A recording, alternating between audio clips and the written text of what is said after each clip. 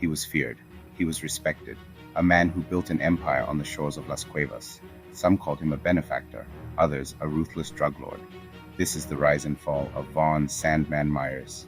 Welcome to Calypso to Zess, where we tell the stories that shaped Trinidad and Tobago, from the music to the streets, from the legends to the truth. Tonight, we dive into a chilling tale from our island's underworld, the rise and fall of Vaughn Sandman Mieres. Las Cuevas, a small fishing village on Trinidad's north coast. Here, a young boy named Vaughn Mieres grew up by the sea. Locals knew him as a quiet, respectful child who often skipped school to play on the beach. But prison would change him. After serving time for drugs and guns, Vaughn returned home different. No longer just a boy from school street. He was now a man with ambition and a vision for power. To the outside world, he was a businessman. Fishing boats, farming, construction. He gave jobs to locals, organized Christmas parties, even handed out toys to children. But behind the scenes, whispers grew louder. Guns, drugs, smuggling, even human trafficking. His network stretched to Venezuela and Colombia. To his people, he was Robin Hood. To the police, he was a kingpin. In June 2019, his enemies made their move. Gunmen tried to assassinate his children outside a school in Belmont. The children survived, but the message was clear. Sandman was under attack. He vowed revenge. And in the criminal underworld, revenge is always answered with blood.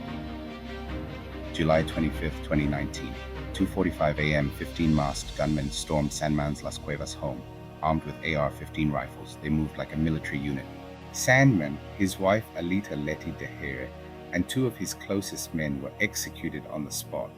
His children were spared, but forced to watch their parents die. The killers burned their getaway cars, then escaped into the dark waters on a waiting P-road. It was a hit straight out of a crime thriller. Calculated, merciless, final. His funeral drew heavy police presence. Villagers wept. His young son chased after the coffin crying, "Daddy."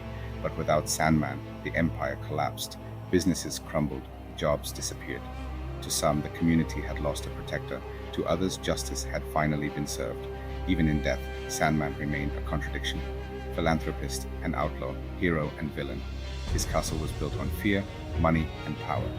And on that night in Las Cuevas, it all came crashing down. Vaughn Sandman Mieres, the king of Las Cuevas.